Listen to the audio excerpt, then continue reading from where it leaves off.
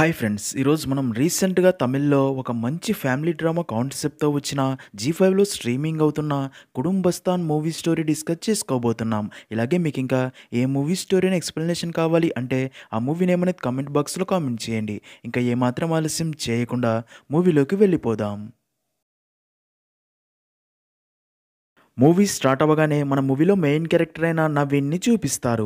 నవీన్ ఫ్యామిలీలో తన parents and అక్క ఉంటారు. వారిది ఒక మిడిల్ క్లాస్ ఫ్యామిలీ. నవీన్ అక్కకి రాజేంద్రన్ అనే వ్యక్తితో పెళ్ళయి ఉంటుంది. ఇంకా నవీన్ యాడ్‌ల్యాండ్ అనే కంపెనీలో 3D డిజైనర్‌గా చిన్న జాబ్ చేస్తూ వచ్చే తక్కువ జీతంతో తన ఫ్యామిలీని చూసుకుంటూ ఉంటాడు.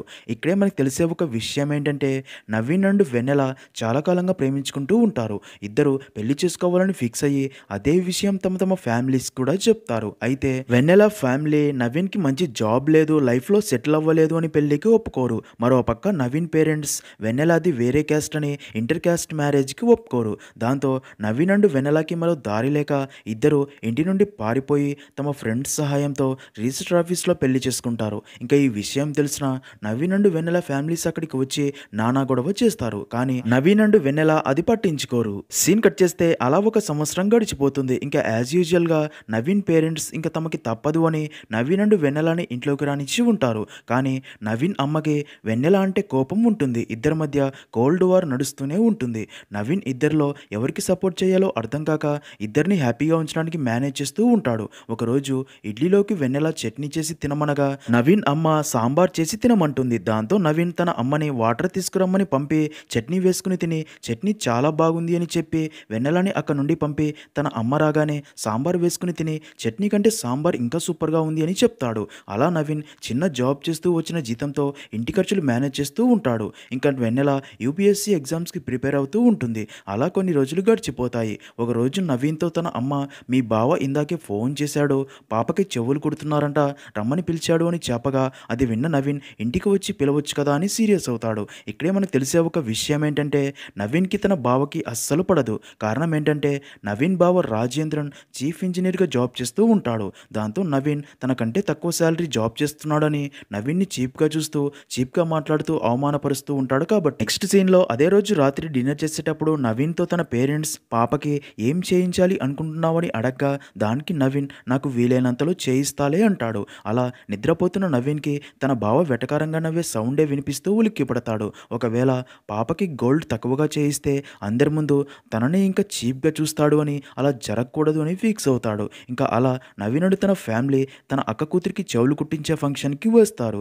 నవీన్ బాబు రాజేంద్రన్ మాత్రం పాపకి చెవులు కుట్టాక నవీన్ ఏం గిఫ్ట్ ఇస్తాడా అని ఏదైనా తక్కువ చేస్తే తనని అందరి ముందు అవమానిద్దామా అని వెయిట్ చేస్తూ ఉంటాడు. ఇంకా నవీన్ ఫ్యామిలీ రిలేటివ్స్ అందరూ కూడా నవీన్ తమ మాట వినకుండా మరో క్యాస్ట్ అమ్మాయిని పెళ్లి చేసుకున్నాడు అని వారిని చీప్గా చూస్తూ ఉంటారు. అలా కాసేపటికే నవీన్ తన అక్క కూతురికి చెవులు కుట్టాక పాప కోసం తెచ్చిన బంగారు దుద్దులు, చైన్ ఇంకా బంగారు గాజులు వేయడం చూసి అక్కడ ఉన్న అందరూ షాక్ అవుతారు. తర్వాత నవీన్తో తన పేరెంట్స్ ఎందుకురా ఇంత ఖర్చు చేశావని అడగ్గా దానికి నవీన్ బావ ముందు మనం తక్కువ అవడం నాకు ఇష్టం లేదు అంటాడు. సీన్ కట్ చేస్తే అదే రోజు రాత్రి నవీన్ ఫ్యామిలీ తిరిగి ఇంటికి వస్తారు. అప్పుడే నవీన్ వెన్నెలతో అక్కడ ఉన్న అందరూ నిన్ను నన్ను అవమానించినా సరే సిగ్గు లేకుండా బాగా తిన్నావు కదా అనగా దానికి వెన్నెల రోషంతో నేను పస్తులు ఉండవచ్చు కానీ మన బిడ్డని ఎందుకు ఆకలితో ఉంచాలి అంటుంది. అది విన్న నవీన్కి వెన్నెల ప్రెగ్నెంట్ అని అర్థమై చాలా హ్యాపీగా ఫీల్ అవుతాడు. అయితే వెన్నెల మాత్రం నవీన్తో ఇప్పుడే మనకి బిడ్డ అవసరమంటావా, ఒకసారి ఆలోచించు, బిడ్డని కంటే ఖర్చులు పెరుగుతాయి,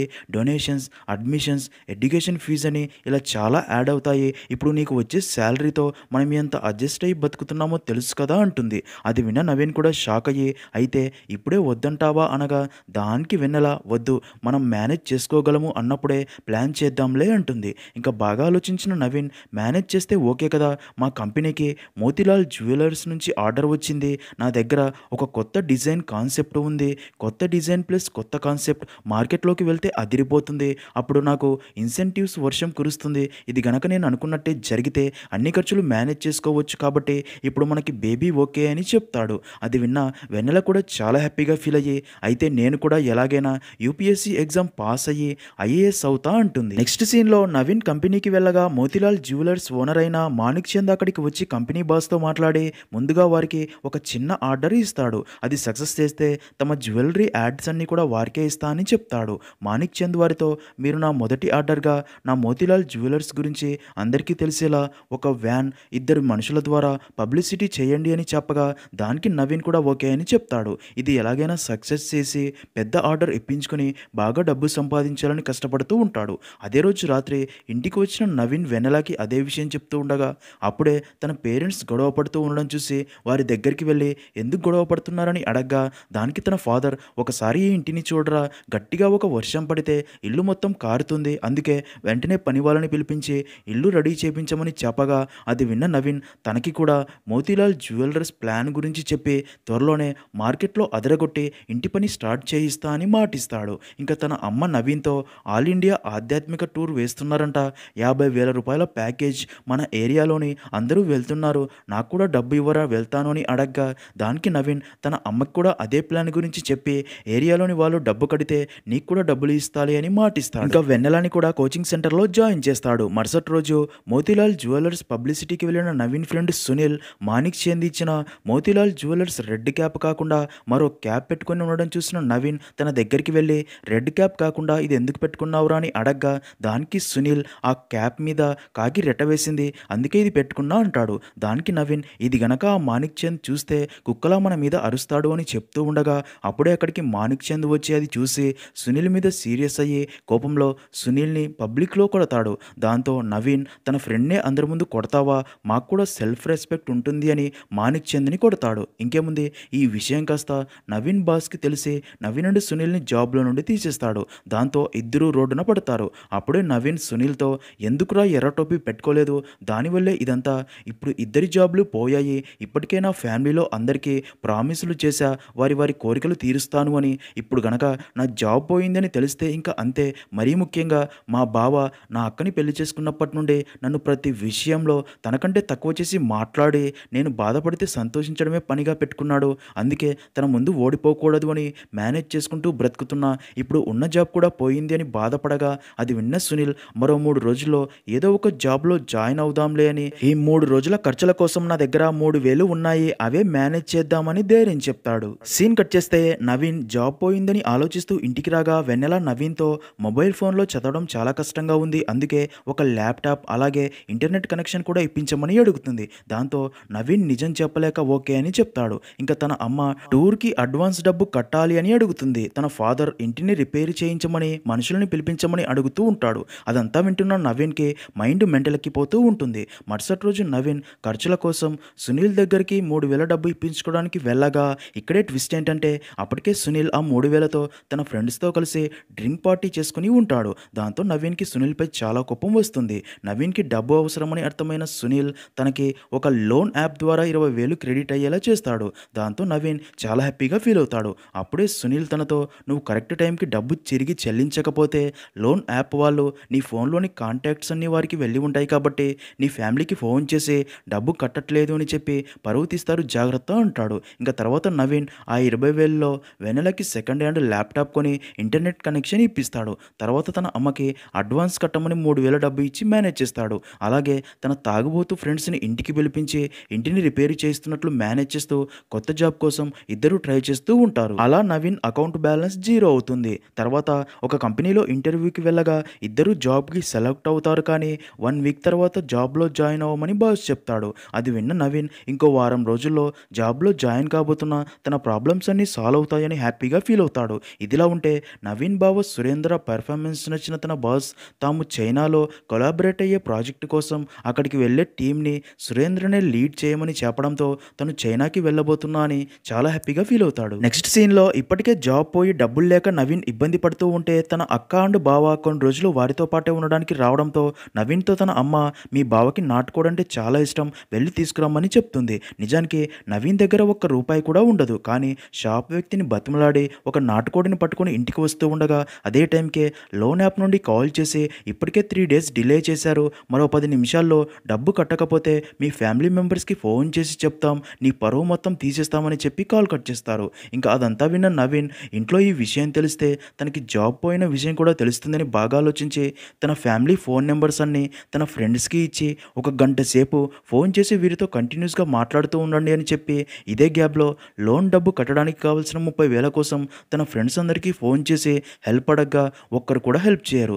అప్పుడే నవీన్ చివరిగా కంపెనీలో తనతో పాటు పనిచేసే రాఘవకి ఫోన్ చేసి విషయం చెప్పడంతో రాఘవ అండ్ మిగతా ఎంప్లాయీస్ అందరూ డబ్బు పోగు చేసి నవీన్కి పంపడంతో అలా నవీన్ లోన్ డబ్బు కట్టి అకౌంట్ క్లియర్ చేసి అమ్మయ్య అని ఊపిరి పీల్చుకుంటాడు. తర్వాత అలా నవీన్ నాటుకోడి తీసుకుని ఇంటికి వస్తాడు. ఇంకా అదే రోజు రాత్రి అందరూ డిన్నర్ చేస్తూ ఉండగా అప్పుడే నవీన్ బావ రాజేంద్రన్ తనతో నేను నీకు ఒక ఫేవర్ చేయాలి అనుకుంటున్నా. అదేంటంటే మా కంపెనీ సీజీ టెక్నాలజీ నుండి మీ కంపెనీకి 100 అడ్వర్టైజ్మెంట్ బోర్డులు ఆర్డర్ ఇవ్వబోతున్నాం. అందుకే రేపు మీ ఎండీని కలవడానికి ఉదయం 8 గంటలకు వస్తా, నువ్వు అక్కడే ఉంటావు కదా అని అడగ్గా అది విన్న నవీన్ షాక్ అయ్యి నిజం చెప్పకుండా అక్కడే ఉంటాను అని చెప్పి తన బావ ఎండీని కలిస్తే తనకి జాబ్ పోయిన విషయం తెలుస్తుంది అని ఒక ప్లాన్ ఆలోచించి ఆ రోజు కంపెనీకి ఎండీ రాకుండా చేసి తన ప్లేస్లో రాఘవాని ఎండీగా యాక్ట్ చేయమని చెప్పి మరుసటి రోజు కంపెనీకి తన బావ రాగా నవీన్ రాఘవాని ఎండీగా తనకి పరిచయం చేస్తాడు.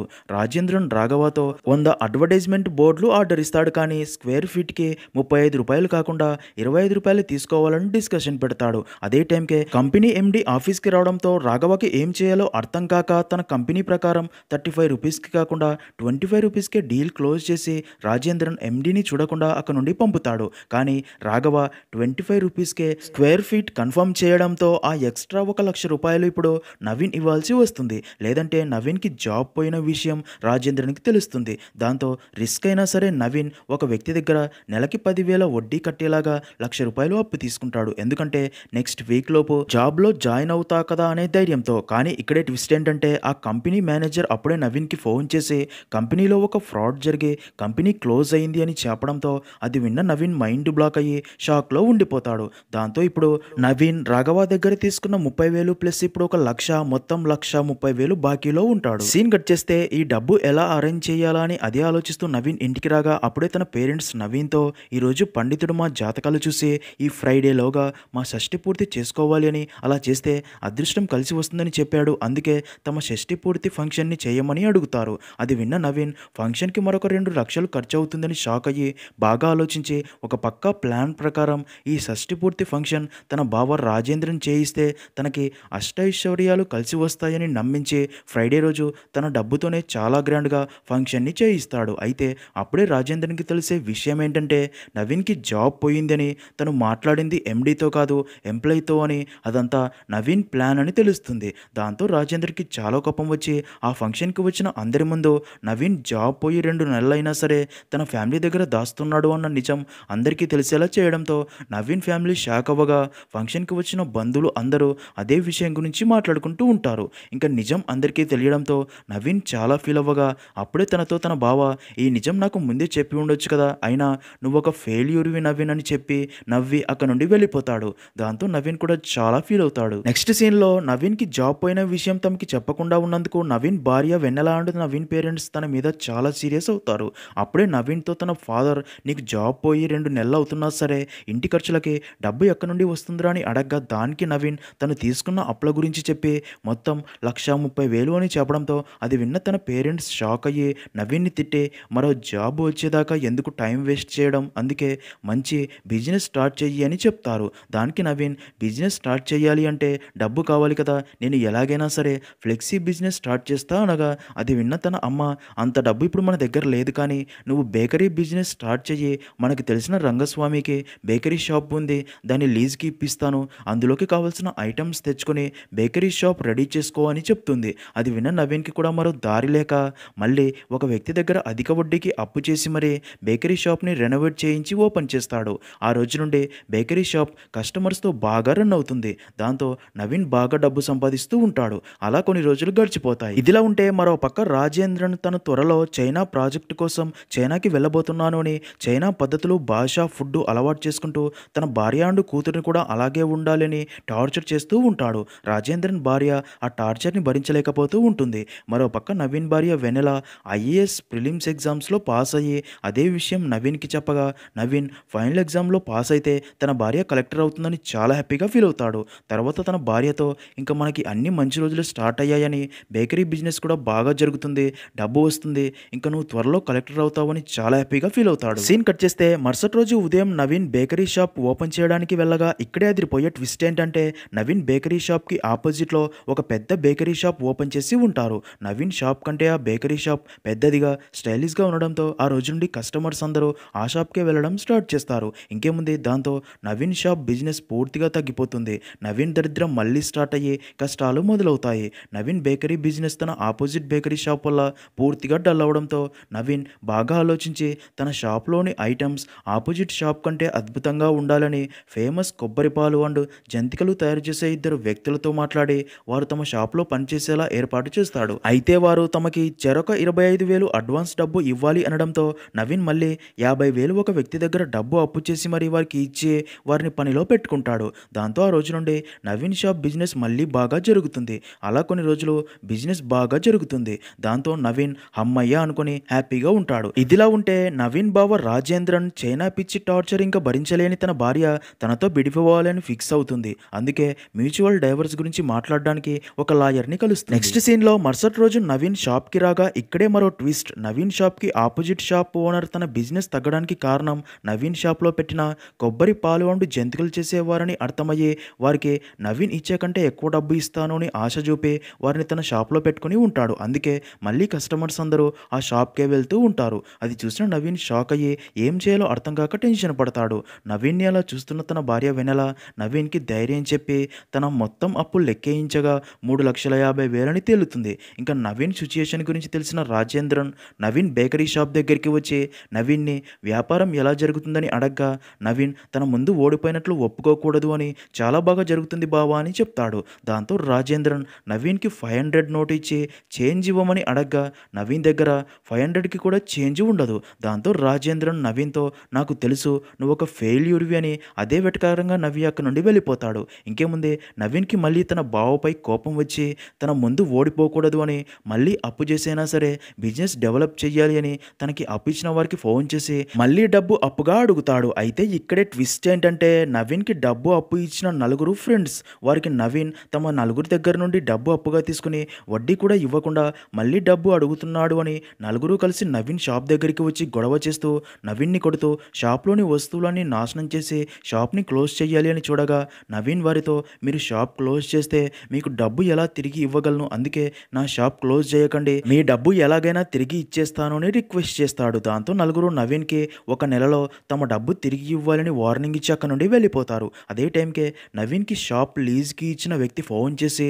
రెంట్ డబ్బులు ఇవ్వమని బాగా తిడతాడు. దాంతో నవీన్ చాలా బాధపడతాడు. సీన్ కట్ చేస్తే నవీన్ తన ప్రాబ్లమ్స్ అన్ని సాల్వ్ అవ్వడానికి కావాల్సిన 3,50,000 డబ్బు ఎలా అరేంజ్ చేయాలా అని ఆలోచిస్తూ ఉండగా అప్పుడే నవీన్కి తన ఫాదర్ చేసే రియల్ ఎస్టేట్ బిజినెస్లో ఒక సింగపూర్ వ్యక్తికి ఒక ల్యాండ్ సెటిల్మెంట్ చేస్తే 3,50,000 కమిషన్ వస్తుంది అని నవీన్కి తెలుస్తుంది. దాంతో నవీన్ చాలా కష్టపడి ఆ ల్యాండ్ సెటిల్మెంట్ చేసి ఆ ల్యాండ్ సింగపూర్ వ్యక్తికి దక్కేలా చేస్తాడు. దాంతో నవీన్ ఇంకా తనకి 3,50,000 కమిషన్ వస్తుంది, తన కష్టాలన్నీ తీరిపోతాయని హ్యాపీగా ఫీల్ అవుతాడు. కానీ ఇక్కడే ట్విస్ట్ ఏంటంటే ఆ సింగపూర్ వ్యక్తి డీల్ ప్రకారం 3,50,000 కాకుండా కేవలం ₹1,00,000 మాత్రమే ఇస్తాడు. దాంతో నవీన్కి కోపం వచ్చి తనని అదే విషయం గురించి అడగ్గా తను నీకు ఇచ్చేది ఇంతే, తీసుకుంటే తీసుకో లేకపోతే లేదు అని ర్యాష్గా మాట్లాడతాడు. దాంతో నవీన్కి చాలా కోపం రాగా తన ఫాదర్ తనకి సర్ది చెప్పడానికి చూస్తాడు. కానీ నవీన్ కోపంలో తన కష్టానికి తగిన డబ్బు ఇవ్వనందుకు ఆ ₹1,00,000 కూడా వాడి మొహానే కొట్టి వెళ్తాడు. అది చూసిన తన ఫాదర్కి చాలా కోపం వచ్చి నవీన్ని కొట్టి ₹1,00,000 పడేశావు, నువ్వు ఇంకా ఎప్పటికీ మారవని తన చెంప మీద కొడతాడు. అదే టైంకే టూర్కి రెడీ అయిన తన అమ్మ ఫోన్ చేసి డబ్బు ఇచ్చారా అని అడగ్గా నవీన్ ఫాదర్ జరిగిందంతా చెప్పడంతో నవీన్ అమ్మ బాధతో బ్యాగ్ తీసుకుని ఇంటికి వచ్చేస్తుంది. ఇదిలా ఉంటే మరో పక్క నవీన్ బావ రాజేంద్రన్ ఆఫీస్కి వెళ్ళగా తన బాస్ ఒక మీటింగ్ ఏర్పాటు చేసి అందరితో కొన్ని అనివార్య కారణాల వల్ల తమ కంపెనీ చైనీస్ ప్రాజెక్టు కోసం టీంని లీడ్ చేయడానికి రాజేంద్రన్ ప్లేస్లో గిరిని చేంజ్ చేస్తున్నట్లు చెప్పడంతో అది విన్న రాజేంద్రన్ షాక్ అయ్యి తన బాస్ మీద సీరియస్ అయ్యి దీనికోసమే నా ఫ్యామిలీ ముందు చాలా దిగజారాను సార్, ఇంకా దిగజారలేను అని అక్కడ నుండి బాధతో ఇంటికి బయలుదేరతాడు. మరో పక్క రాత్రి నవీన్ ఇంటికి వచ్చి ఆకలితో ప్లేట్లో అన్నం పెట్టుకొని తినాలి అని చూడగా అదే టైంకే తన అమ్మ అక్కడికి వచ్చి అన్నం ప్లేట్ లాక్కొని నీకు అన్నం ఎలా సహిస్తుందిరా అని ప్లేట్ లాక్కొని వెళ్ళిపోవడంతో నవీన్ డబ్బు లేకపోతే సొంత వారు కూడా కానివారిలా చూస్తారు అనుకుని బాధతో ఇంట్లో నుండి బయటికి వెళ్ళిపోతాడు. అదంతా తన భార్య వెనెల చూసి చాలా బాధపడుతుంది.